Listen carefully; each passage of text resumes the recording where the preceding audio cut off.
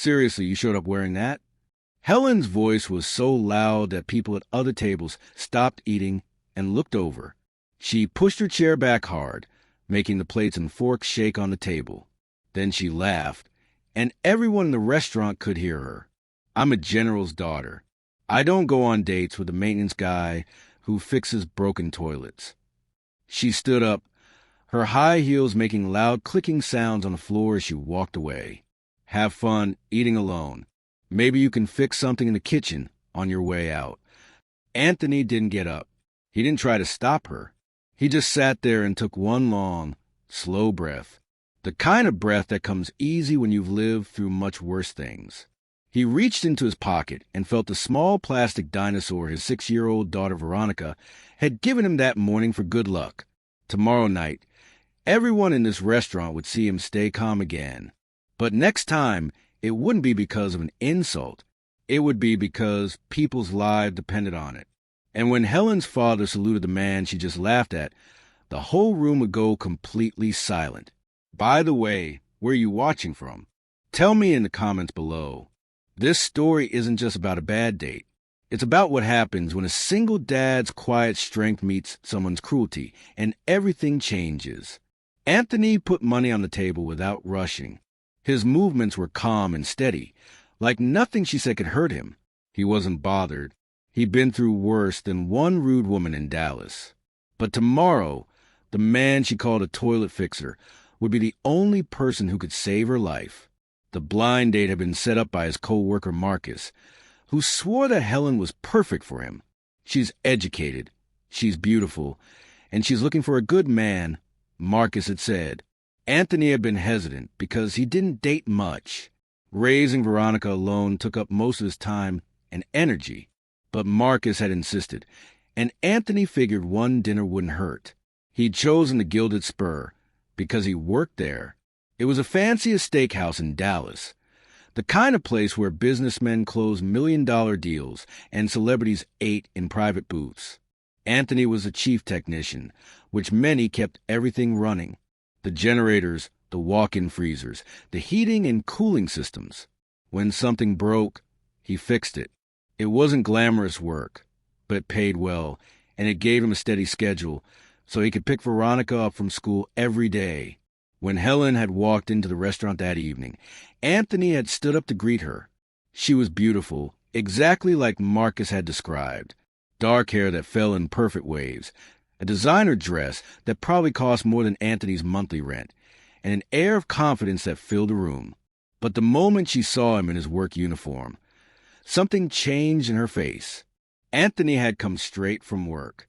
He'd planned to go home and change, but the air conditioning in the wine cellar had broken down, and he'd spent an extra hour fixing it. By the time he was done, he barely had time to wash his hands and rushed to meet Helen. He still had grease under his fingernails and an oil smudge on his forearm that he hadn't noticed. Helen had looked him up and down like he was something dirty she'd stepped in. She'd asked about his job with a tone that made it clear she thought maintenance work was beneath her. When he'd explained what he did, trying to make conversation, she'd cut him off and made that announcement loud enough for half the restaurant to hear. Now, sitting alone at the table, Anthony felt the eyes of other diners on him. Some looked sympathetic. Others looked embarrassed for him. A few seemed to find it amusing. Anthony ignored them all. He'd learned a long time ago that other people's opinions didn't matter much when you knew who you were. The waiter came over, looking uncomfortable. "Sir, would you still like to order dinner?" Anthony shook his head. "No, thank you. Just a check for the drinks." He paid cash and left a generous tip because the waiter had done nothing wrong. Then he walked out the Gilded Spur through the back entrance, the one the staff used. He didn't want to walk through the dining room again and give people more to stare at. As he drove home to his small house on the edge of Dallas, Anthony thought about what Helen had said. She called him a maintenance guy, like it was an insult, like the work he did didn't matter. But Anthony knew better. He knew that without people like him, places like the Gilded Spur would fall apart. The fancy meals and expensive wine wouldn't mean much if the refrigeration failed and all the food spoiled. The beautiful ambience wouldn't last long if the heating broke in winter or the cooling failed in Texas summer. More than that, Anthony knew that his job allowed him to give Veronica a good life. They had a safe home in a decent neighborhood. She went to a good school. She had everything she needed and most of what she wanted. He was there for her every single day, picking her up from school, helping with homework, making dinner, reading bedtime stories. That was worth more than any fancy title or impressive career. When he got home, the babysitter, Mrs. Chung, was waiting. "How was your date?" she asked with a hopeful smile. "It was fine," Anthony said, not wanting to explain. "Thanks for watching Veronica." After Mrs. Chen left, Anthony checked on his daughter. She was asleep in her bed, clutching the stuffed elephant he'd won for her at the state fair last year. He kissed her forehead gently and whispered, "Love you, baby girl." As he got ready for bed, Anthony thought about tomorrow. The restaurant was hosting the stars over Texas Charity Gala, one of the biggest events of the year. He'd need to be there early to make sure all the systems were running perfectly. Hundreds of important people would be there, including politicians and military officers. Everything had to work flawlessly. Anthony had no idea that Helen would be there. He had no idea that her father was General Silas Silvas. And he definitely had no idea that tomorrow night would be the night everything changed. The next evening, Anthony arrived at the Gilded Spur 3 hours before the gala was scheduled to start. The parking lot was already busy with catering trucks and event staff setting up for the night. The Stars Over Texas Gala was the biggest charity event in Dallas, raising money for wounded veterans and their families. Over 200 guests were expected, including some of the most powerful people in Texas. Anthony went straight to the basement, where all the mechanical systems were located. His job tonight was to make sure everything ran perfectly. No power outages, no temperature problems, no equipment failures. With this many important people in the building, there was no room for mistakes. He started with the backup generators. The Gilded Spur had 3 of them, massive diesel-powered machines that could keep the entire restaurant running if the main power failed. Anthony checked the fuel levels, tested the automatic switching systems, and ran diagnostics on all the electrical connections. Everything looked good. Next, he moved to the HVAC system. It was early spring in Dallas, but the weather could be unpredictable. The forecast said it would be a warm evening, so the air conditioning needed to be working at full capacity. Anthony adjusted the settings to account for the extra body heat from 200 guests and made sure all the vents were clear and functioning. By 7 o'clock, guests started arriving upstairs. Anthony could hear the muffled sounds of conversation and music through the ceiling. The gala was in full swing, but his work wasn't done. He still needed to monitor the systems throughout the night in case anything went wrong. Upstairs in the main dining room, Helen Silvas was sitting at a premium table near the stage. She was wearing an elegant red velvet gown that had cost her $3,000. Next to her sat her father, General Silas Silvas, a decorated military officer with silver hair and a chest full of medals on his dress uniform. Helen was trying her best to impress her father. She'd been talking nonstop about her new job at a prestigious law firm, about the important cases she was working on, about the senior partners who had already noticed her talent. The general listened politely, but Helen could tell he wasn't fully engaged. He never was when she talked about her career. What he really cared about was character, honor, duty, things Helen had never quite understood. "Are you seeing anyone?" the general asked during a pause in her monologue. Helen thought about the disastrous blind date from the night before and cringed internally. "No, Dad. I'm focused on my career right now. Besides, there aren't many men in Dallas who meet my standards." The general raised an eyebrow but didn't comment. Helen knew what he was thinking, that she was too picky, too judgmental, too focused on superficial things. But she couldn't help it. She'd grown up as the daughter of a general, attending military galas and diplomatic functions. She'd been taught that appearances mattered, that status was important, that you should always associate with people who could advance your position in life. At exactly 8:30, The lights went out. The entire restaurant plunged into darkness. Women screamed. Glasses shattered as people knocked them over in surprise. For a few seconds, there was complete chaos. Then emergency lights kicked on, casting everything in a dim red glow. But before anyone could calm down, the main doors burst open and 6 men in black tactical gear stormed into the dining room. They were carrying automatic rifles and wearing masks that covered their faces. "Nobody move," the lead man shouted. His voice was loud and commanding, cutting through the panic. "Everyone stay in your seats and put your hands on the table where we can see them." Helen felt her blood turn to ice. This couldn't be happening. Not here. Not at a charity gala in one of the safest restaurants in Dallas. But it was happening. The armed men spread out across the room, their weapons pointed at the terrified guests. "We're looking for General Silas Silvas," the lead man announced. "General, if you cooperate, nobody gets hurt. If you don't, we start shooting civilians." Helen turned to look at her father. The general's face was calm, but she could see the calculation in his eyes. He was assessing the situation, looking for options, trying to figure out how to protect everyone in the room. Down in the basement, Anthony heard the screams through the ventilation system. He immediately knew something was very wrong. The Gilded Spur had security, but they weren't prepared for a full-scale armed assault.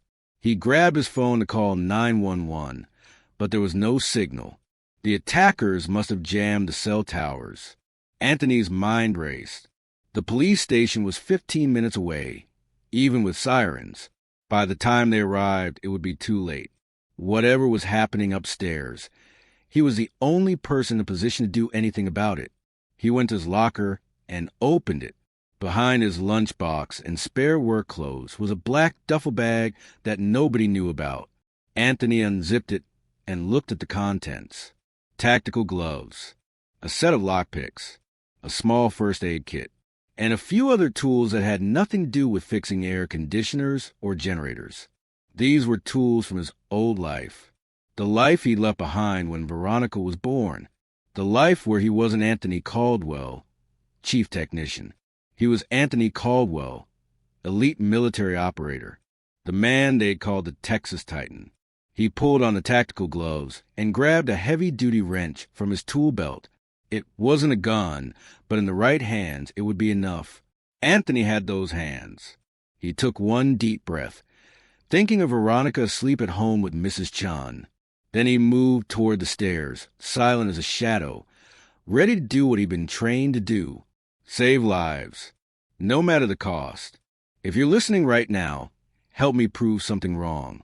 My dad said I wouldn't even reach 1,000 subscribers, but I believe stories like this deserve to be heard. Help me show him that these tales matter. Please subscribe to this channel, and let's keep breathing life into stories that were never meant to stay silent. Now let's continue. Anthony moved through the basement like a ghost. Years of military training had taught him how to walk without making a sound, how to use shadows and corners to stay invisible, how to read a tactical situation in seconds. He climbed the back stairwell that led from the basement to the kitchen, staying low and keeping his breathing controlled. When he reached the kitchen door, he cracked it open just enough to see into the main dining room. What he saw made his jaw tighten. 6 armed men in tactical gear had positioned themselves strategically around the room. They knew what they were doing. This wasn't a random robbery. This was a planned operation. 200 guests sat frozen at their tables, hands visible, faces pale with terror. The lead attacker stood near the center of the room, his rifle pointed at an older man in a military dress uniform. Even from this distance, Anthony could see the medals on the man's chest. A general. That's who they were after. And sitting next to the general, her red velvet gown impossible to miss, was Helen. Anthony felt a cold anger settle in his chest.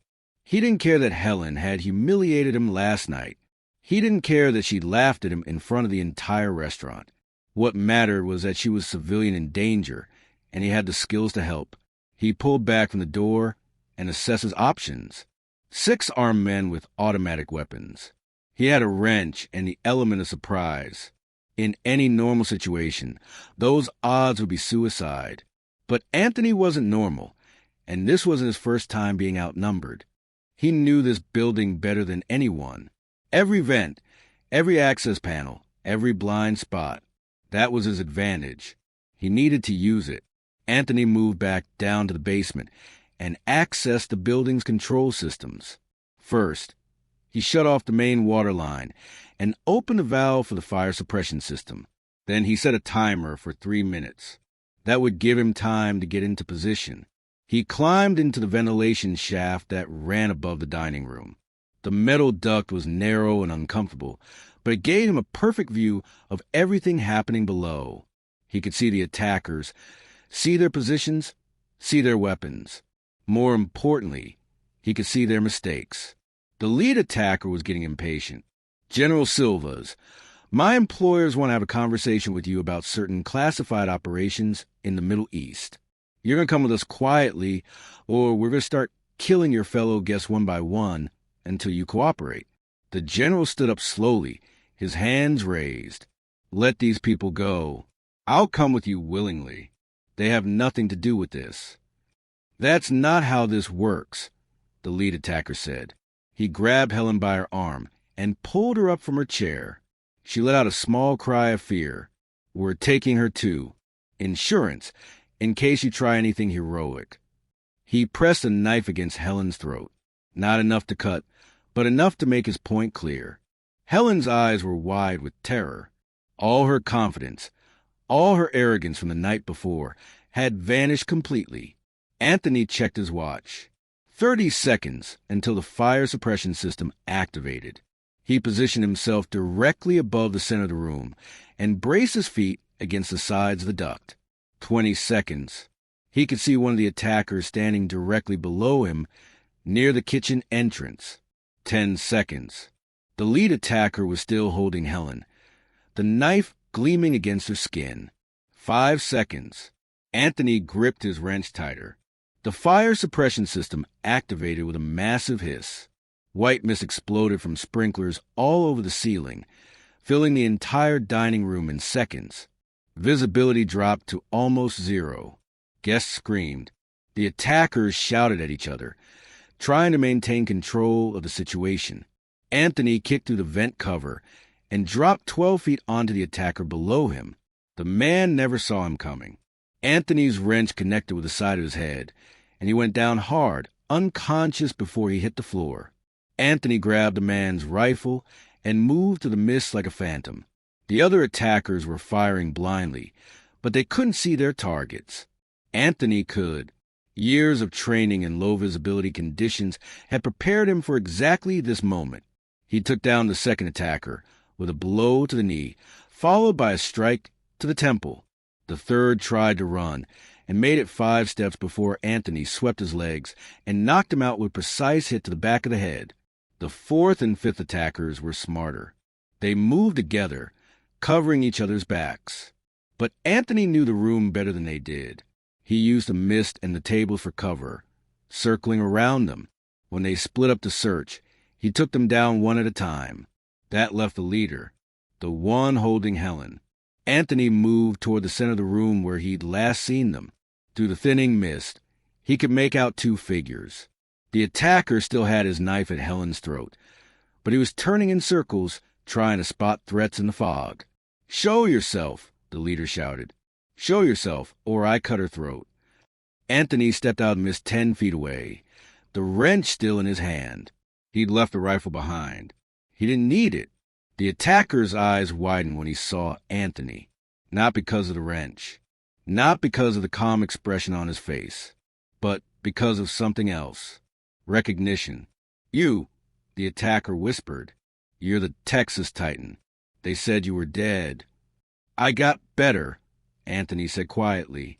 Then he moved. The fight lasted less than 10 seconds. Anthony triggered the attacker's defensive reflex by feinting left, causing him to pull the knife away from Helen's throat for just a moment. That was all Anthony needed. He closed the distance, trapped the knife hand, and delivered a strike that sent the attacker crumpling to the floor. Helen stumbled backward, gasping. The mist was clearing now. All around the room, guests were staring at the unconscious attackers scattered across the floor.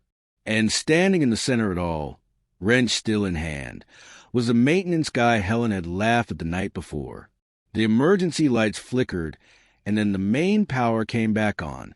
The dining room of the Gilded Spur was flooded with bright light, revealing the full scope of what had just happened. 6 armed attackers lay unconscious on the floor, disarmed and defeated. 200 guests sat in stunned silence, their expensive clothes soaked from the fire suppression system, staring at the man in the maintenance uniform who had just saved their lives. Anthony set down his wrench and pulled out his phone. The cell signal was back. He dialed 911 and calmly reported the situation, giving the dispatcher precise details about the number of attackers, their weapons, and their current status. His voice was steady and professional, like he was reporting a broken air conditioner instead of a hostage situation. Helen stood frozen, her hand touching her throat where the knife had been moments before. She was shaking, her red velvet gown ruined and dripping with water. She couldn't take her eyes off Anthony. This was the same man she mocked less than 24 hours ago. The same man whose job she called worthless. But he just moved through armed attackers like they were nothing, saving everyone in the room, including her. General Silas Silvas walked slowly toward Anthony. The other guests parted to let him through, sensing that something important was about to happen. The general stopped 3 feet away from Anthony and studied his face carefully. His eyes narrowed, then widened with recognition.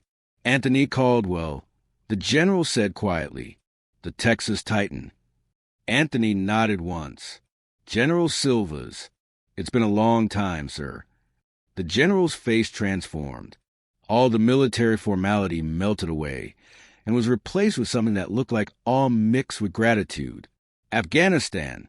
Operation Desert Shield. You pulled my convoy out of an ambush in Kandahar. Saved 17 men that day, including me. They told me you'd retired, disappeared somewhere in the States."